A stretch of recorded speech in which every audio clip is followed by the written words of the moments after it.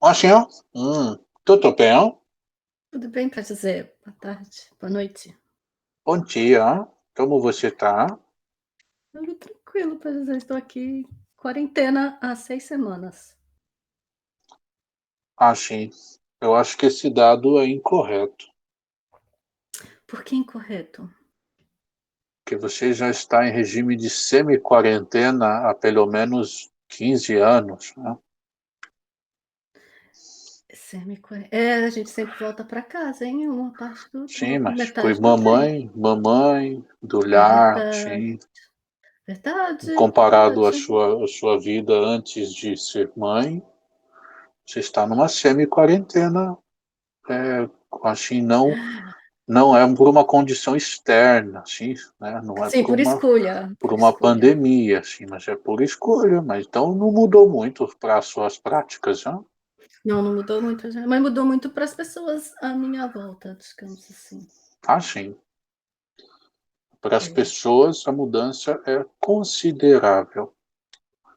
E considerando certos padrões, temos certos resultados, né? De equações que buscavam equalizar padrões mentais. E isso trouxe certas coisas à tona, não é verdade? É verdade. Que o Algumas ambiente. Oi? Não, ia dizer que algumas coisas ficaram melhores e algumas coisas porque, por exemplo, aqui onde estou o ar está bem limpinho, assim, eu sei que infelizmente é por causa de uma pandemia, mas teve esse efeito colateral. Sim. Tudo tem seu lado bom e seu lado ruim. Depende do que nós estabelecemos como preferência e julgamos ruim ou bom, dada essas preferências previamente estabelecidas. É tudo relativo. Entende, Washington? Entendo. É, eu preferia ar limpinho sem pandemia, Assim, se possível. Acho que é possível, talvez, no futuro. assim. Dois recursos similares. Sim, hoje por ser milagres, a gente está na lição 160, Graças a hã, Deus. que que que está coincidindo com essa quarentena planetária. Bom, então a lição 160 é: estou em casa, o medo é o estranho aqui. Sim.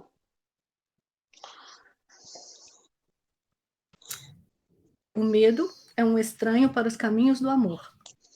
Identifica-te com o medo e serás um estranho para ti mesmo. E assim és desconhecido para ti mesmo. O que é o teu ser permanece alheio para aquela parte de ti que pensa que é real, mas diferente de ti mesmo. Quem poderia ser são em tal circunstância? Quem, senão um louco, poderia acreditar que o que não é, que é o que não é, desculpa, vou ler de novo essa parte. Quem, senão um louco, poderia acreditar que é o que não é e julgar contra si próprio?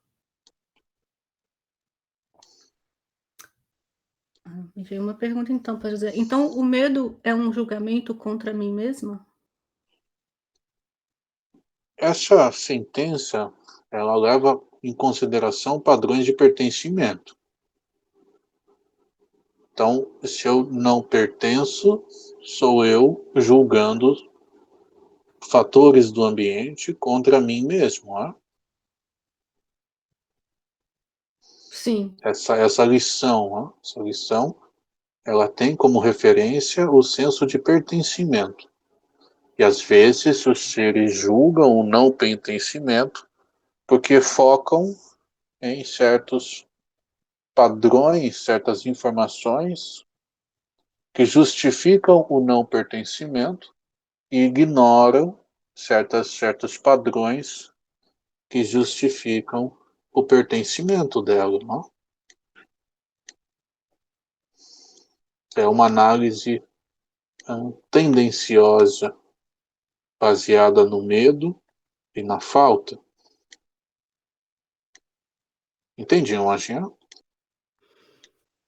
Entendo. Extremamente comum na busca pela defesa e sobrevivência de si mesmo quando o ambiente de falta é perpetuado. Ó.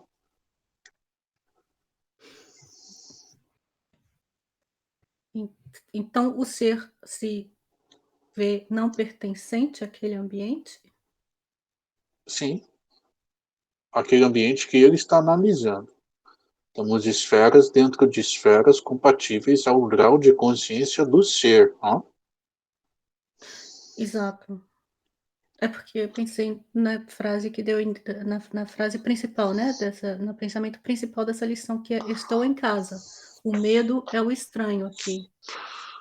Sim, a casa pode ser a casa literalmente, pode ser o templo, pode ser a mente. A sua casa mais sutil possível é o invólucro que sustenta e que mantém sua essência, que é sua estrutura mental e psíquica.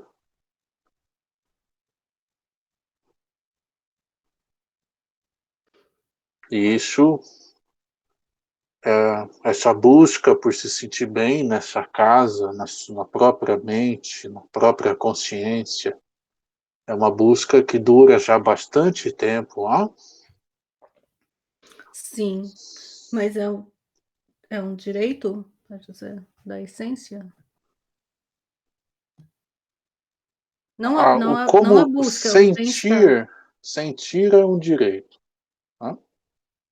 Desejar é um direito. E desejar o bem-estar é algo lógico. A pessoa tem direito ao cuidado, mas também tem direito aos seus desejos. E isso é um desejo, é um direito neutro. Por isso que a conscientização é importante. A pessoa tem direito ao bem-estar no ambiente, mas na sua casa, onde ele é Deus, ela tem direito a exercer seus desejos. Tá?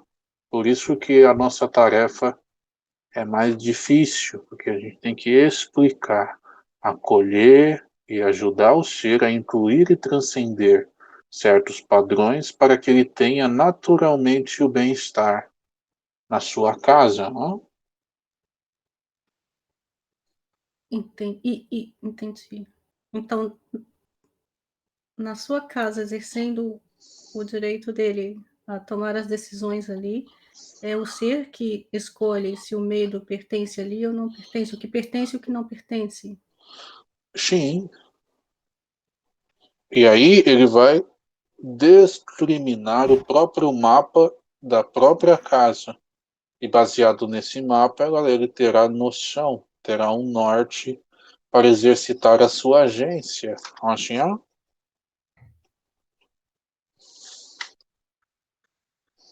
Entendi. Sim, então podemos seguir para o segundo parágrafo? Sim, perfeito. Ó. Eu acho que então eu consegui entender. Existe um estranho em nosso meio, vindo de uma ideia tão estranha à verdade, que fala uma língua diferente, olha para um mundo que a verdade desconhece e compreende o que a verdade considera sem sentido. Ainda um estranho, ele vem sem reconhecer a quem vem, mas ainda afirma que a sua casa lhe pertence, enquanto aquele que está em casa é agora o estranho. No entanto, como seria fácil dizer: "Esta é a minha casa, aqui é o meu lugar e não partirei porque um louco me diz que tenho que ir"? Que razão haverá para não dizeres isso? Qual poderia ser a razão, exceto que convidaste esse estranho a tomar o teu lugar e permitiste que fosse um estranho para ti mesmo? Ninguém se deixaria desapossar tão desnecessariamente, a menos que pensasse que existe outro lar mais adequado ao seu gosto. Quem é o estranho? É o medo Ou és tu que é tão inadequado ao lar que Deus proveu para seu filho? Acaso o medo é próprio de Deus, criado à sua semelhança?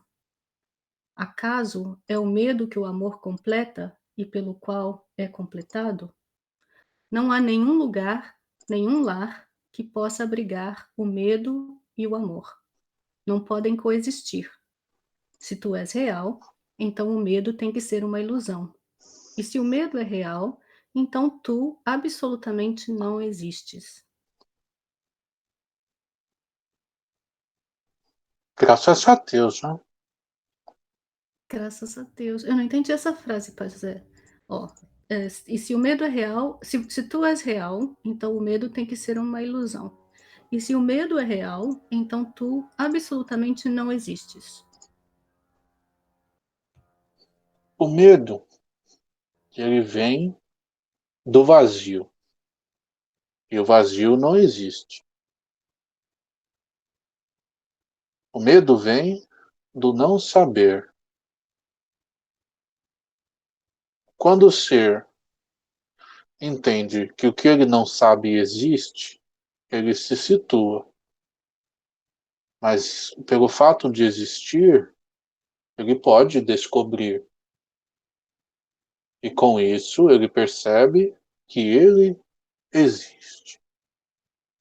Que ele percebe e aprende.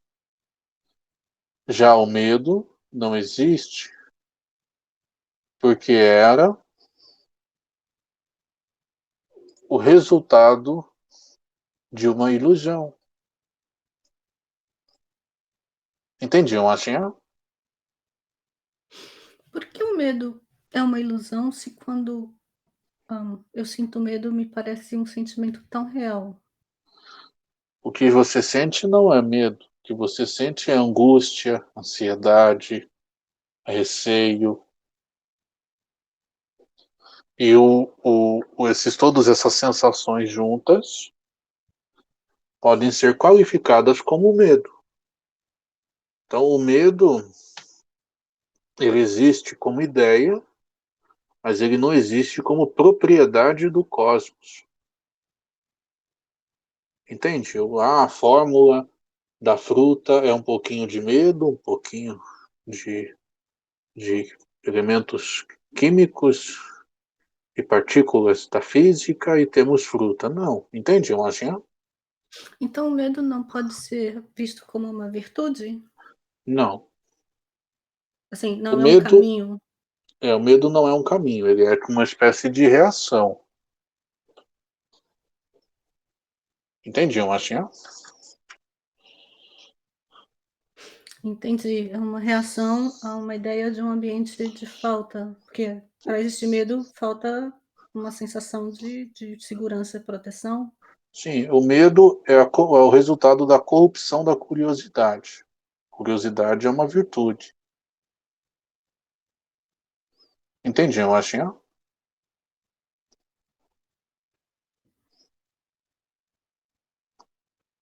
Entendi, entendi.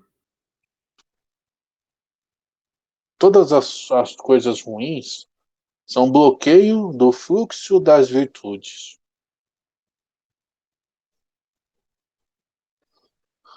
Entendi. Então, assim, por exemplo, mesmo que o ser antecipasse uma possibilidade futura de uma certa configuração de fatores que ele não deseja, ele poderia ser prudente e fazer uma gerência de risco, mas sem Sim, sensação ele de tem medo. algo, sim, ele precede algo ruim, mas não tem medo. Entendiam, Achinha?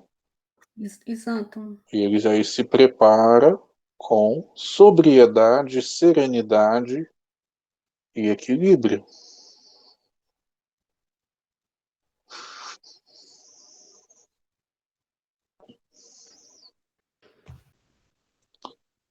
Entendi. Então, podemos continuar? Perfeito? Sim, perfeito?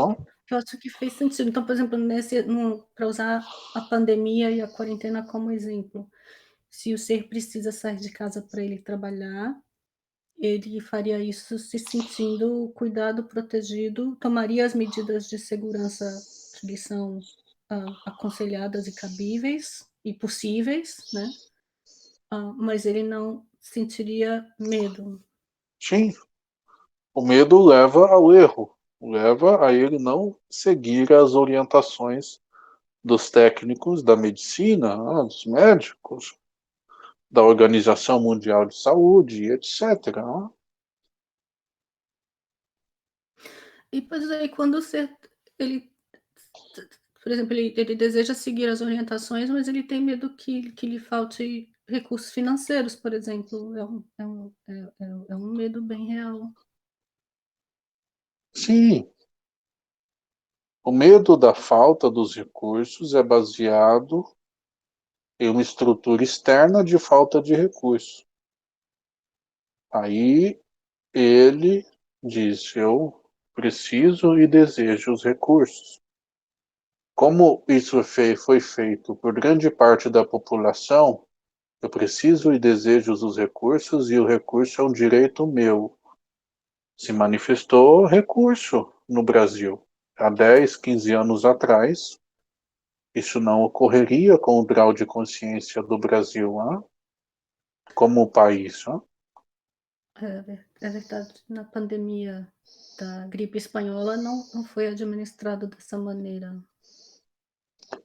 Assim, a gripe espanhola faz muitos anos já, né? Muito tempo. Sim, mas já se nota, digamos assim, um certo progresso. Considerável. Entendi. Entendi. Então se resolve no direito, o ser tem direito ao cuidado, inclusive cuidado, financeiro. Sim, a não ser que ele negue tal cuidado.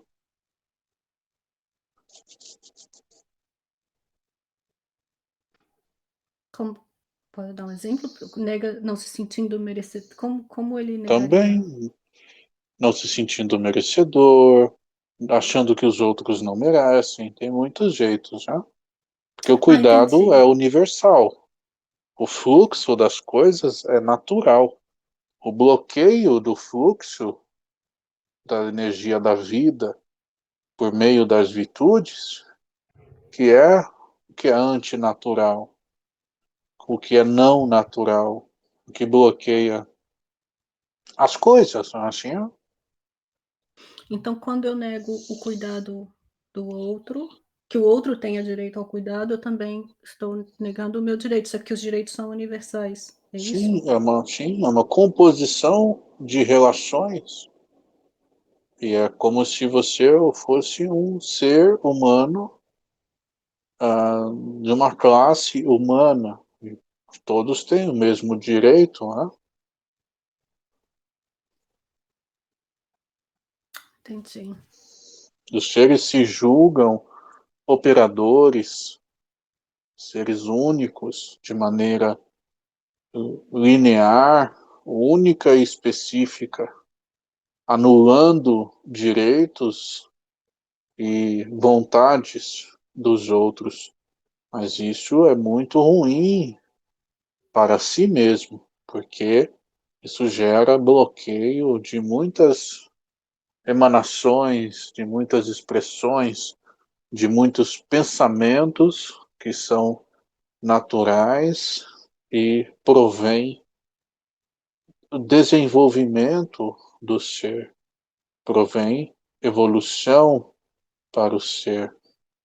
A evolução é natural, ela não precisa ser buscada, ensinada, escondida, como se fosse algo muito especial. Não, a evolução é natural e é de direito de todos, mas ela não chega a todos devido a uma série de bloqueios dessas virtudes, desses pontos de emanação da vida para quem é vivo.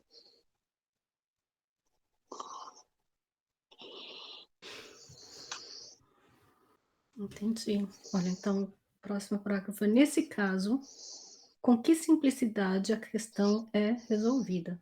Aquele que tem medo apenas negou a si mesmo, e disse: Sou o estranho aqui, e assim deixo o meu lar a alguém que se parece mais comigo do que eu mesmo, e dou-lhe tudo o que eu pensava me pertencer.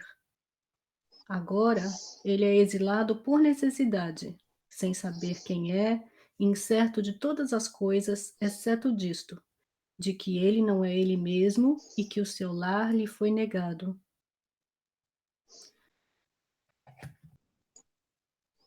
Mas Sim, é isso mesmo. é esse mesmo processo que resulta, talvez de uma forma inconsciente, é um processo inconsciente, a pessoa não está fazendo isso com consciência da escolha.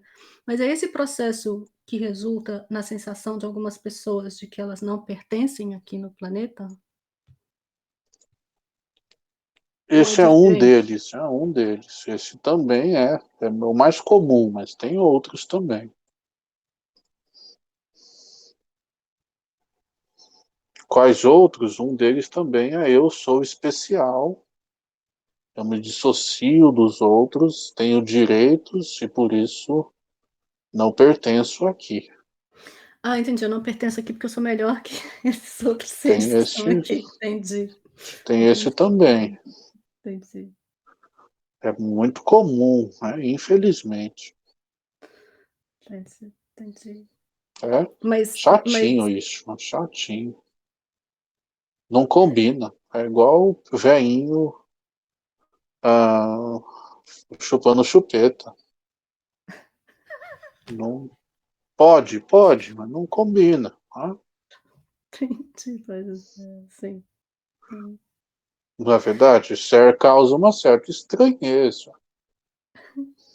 Mas então quer dizer, quanto mais, de forma consciente, quanto mais se fundamenta a consciência de se pertencer aqui, mais se é cuidado dentro de todos os direitos universais do ser humano. Sim, quando o ser sabe onde está focando, ele se situa. E aí o seu sentir é mais pleno. Então esse é um caminho para as coisas melhorarem para todos daquela comunidade também? Sim, pensamento situado.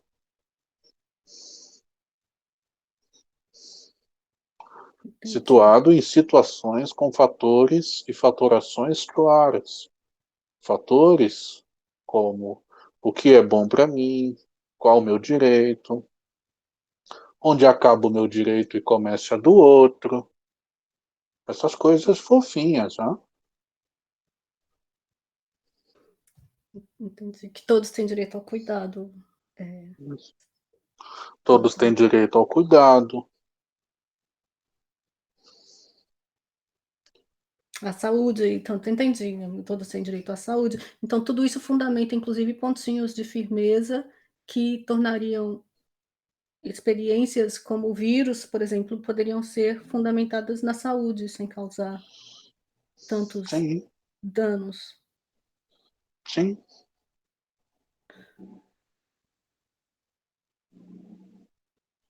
E um dia a gente então chega então é um caminho inevitável na evolução da consciência, pode dizer, planetária. O que? O entendimento do pertencimento, destituição do medo para eleger a curiosidade como Isso, virtude? Ah, sim. isso. E com isso, fenômenos como a doença, pandemias, epidemias e certos esses processos de integração de novos seres no ecossistema, que o vírus é um ser que não interagia. Esse vírus é um ser que não interagia antes com os seres humanos dessa forma. Então esses processos se tornam mais tranquilos? Sim, o vírus é um surto, é uma ação não natural, assim. Uma pandemia é uma ação não natural, assim, ó. O natural é saúde, plenitude, não é um conflito, mesmo E que é um conflito de anticorpos dentro do seu corpo e seu sistema imunológico. Então, isso é um surto de muitos conflitos a nível celular, assim. Então, é uma guerra de, se você usar as células como indivíduos, É uma guerra de proporções nunca antes imaginadas. Tá? Mas, se você vê como um surto, todo surto presume uma disfunção. Né? Só houve um surto porque há uma disfunção, há uma pressão, há um problema, há uma falta de fluxo, uma falta de ordenamento, uma falta de logística. Então, temos claramente um problema de convivência social que não é conveniente ao bem-estar de todos. Entendiam, Achinha? E no todos a gente está incluindo todos, inclusive o vírus. Sim. O vírus é uma espécie de regulador. Né? Há discussões para se denominar o vírus um ser vivo ou não. Né? Ser que se sustenta como célula, com processos de interação e transformação de energias para se manter vivo. O vírus ele se acopla a uma célula e converte a função da célula. Ele é mais um regulador. Tá? Mas o vírus, como um todo, tem um sentido. E ele tem vida. Ele tem uma motivação de existir. Mas é um ciclo. E para o ecossistema, o vírus dá muito trabalho. Então o vírus deixa ele existir e todo mundo existe, está tudo tranquilo, assim. É melhor, o vírus existe como ideia e a não manifestação não muda a existência do vírus, entendiam, assim? Para o vírus. Mas a coexistência pode ser pacífica. Pode ser pacífica ou simplesmente não precisa acontecer. Porque como ideia para o vírus, uma ideia já é uma reguladora. Assim, o vírus é um conjunto de ideias que regulam padrões a níveis bem sutis, assim. Mas então, o vírus é digamos assim, o vírus ele é então administrado no sistema, não De é um maneira, de acidente? maneira, o vírus ele se manifesta como um regulador do próprio planeta, assim.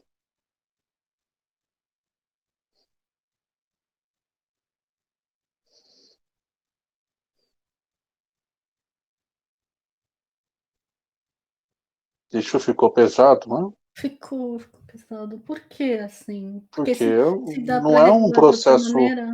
não é um processo consciente. O planeta se mantém buscando eficiência.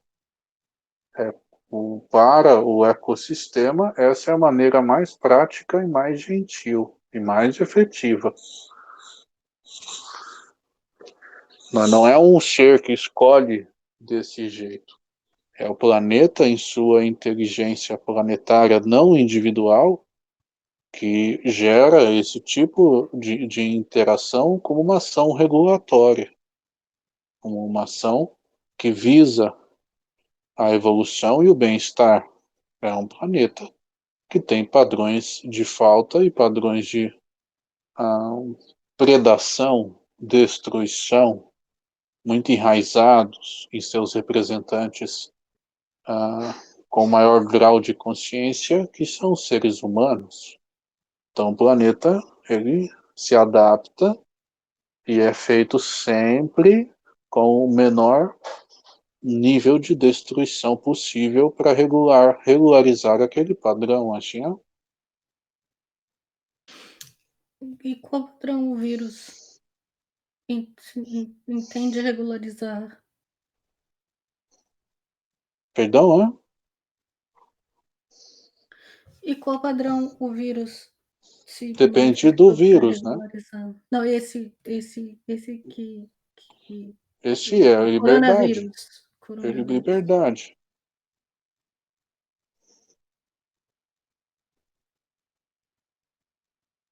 Assim, liberdade como habilidade do ser para não se prender a esses padrões de pertencimento, a conflitos de medo, né? Ignorar certas virtudes e fluxos. Mas é sutil, hein? Carinhoso, assim. Aí, para você, vou continuar lendo, porque pessoalmente me parece um método não muito sutil e não muito carinhoso. Sim, o processo como um todo, se você avaliar a estatística e perdas de seres, ele é uma pandemia, algo que não é bom, é ruim. Mas Isso é se você sofrido. analisar friamente,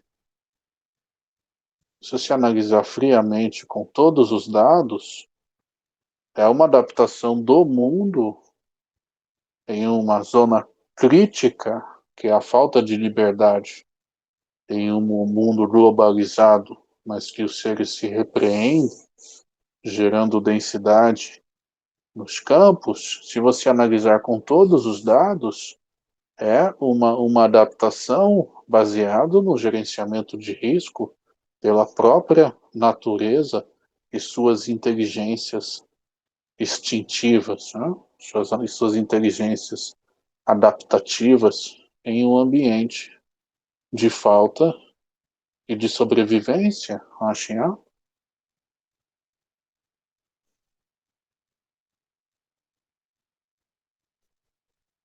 A natureza é como um sistema, como um programa de computador divino, né?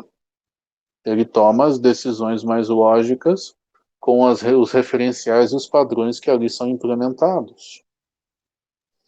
Os padrões hoje é cuidado e carinho. Então, essa é a medida ah, com o máximo de cuidado e carinho possível. E como você e eu não temos todos os dados, nos resta confiar, assim, porque o sistema já se mostrou carinhoso. Né? É, o sistema nessa pandemia, comparada com outras pandemias da história, está o mais carinhoso que ele já foi até agora. Mas Não, o só sistema, em quando eu falo termos relativos. estruturalmente, né? A beleza da estrutura do sistema. Se eu falar com o sistema e seus agentes, não, não é carinhoso, porque os agentes têm e tiveram ações um tanto destrutivas, né? Sim, Dissociativas. Entendi, eu acho. Quando, por exemplo, a gente descobre nos cursos como é que vem as sensações, sentimentos, ideias, todas essas coisas, quando você vê o funcionamento, é belíssimo, é carinhoso, é gentil. A gente consegue distinguir da onde vem o bug. É bonito, mas o resultado de uma série de coisas feias, de maneira ah, planetária, gigantesca, isso deixa o ambiente catastrófico, por que não, assim? sim. Mas é confiar que usando esses padrões menores e sabendo que eles se aplicam a padrões maiores, que isso era o melhor possível, né? O tranca que apertar o botão vermelho cai um meteoro, assim, cai um asteroide, eu acho pior, assim. Comparado com o asteroide, o vírus é mais carinhoso, pelo menos temos melhor capacidade administrativa para lidar com o desafio do vírus que com o desafio repentino de um meteoro. Sim, eu não estou sendo leviano, nem estou. minimizando, negando ou maximizando qualquer dor que qualquer pessoa possa ter com a perda de um ente querido, com a perda de um amigo, né? Em um sistema complexo de cuidado médico, né? Para a sustentação da própria saúde. Mas o intuito é clarificar os porquês e as raízes das sentenças e ideias. Então, meus pêsames a quem perdeu, minhas boas-vindas para quem chegou, e as coisas tendem a acontecer de uma maneira melhor possível. Tudo bem? Melhorou assim a energia? Melhorou, acho que encaixa no próximo parágrafo. Então, já que o próximo parágrafo falar de milagres. Olha, então fala, e agora? O que procura o ser? O que ele pode achar? Um estranho para si mesmo não pode achar um lar onde quer que o procure, pois ele mesmo fez com que o retorno fosse impossível.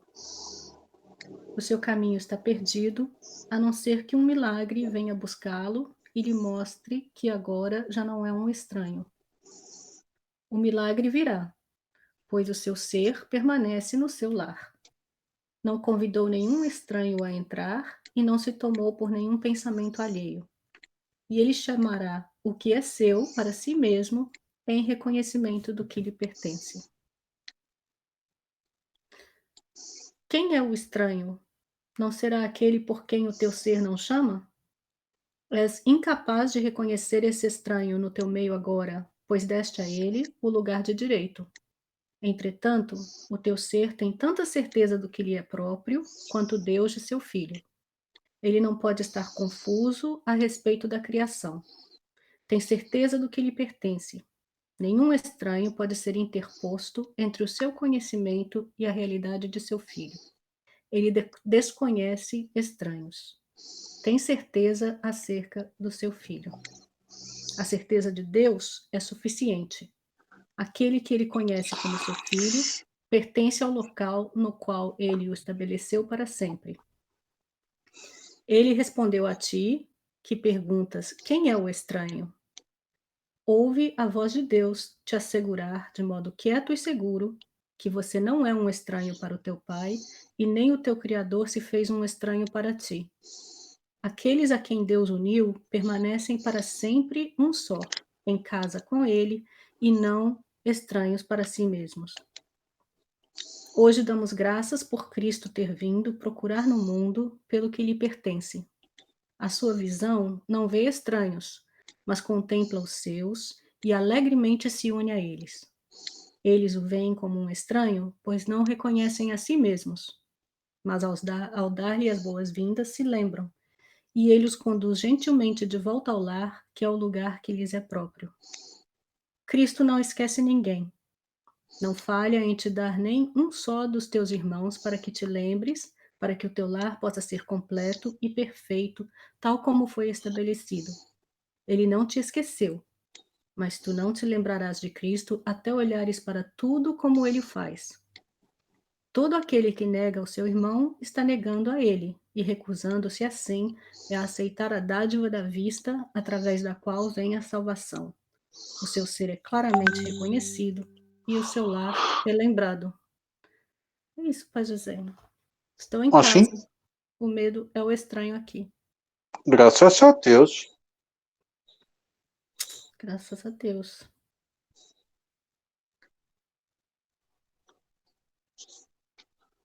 É isso tudo. Acabou-se. Muito bom. Espero que tenha sido gostoso. Me deu um pouquinho de medo no meio, mas esses últimos parágrafos eu gostei. Sim, confirmam o que eu estava dizendo. Sim. É isso. Qualquer dúvida pode entrar em contato, ó. Muito bom, gratidão, Pai Jaci. Por nada, paz.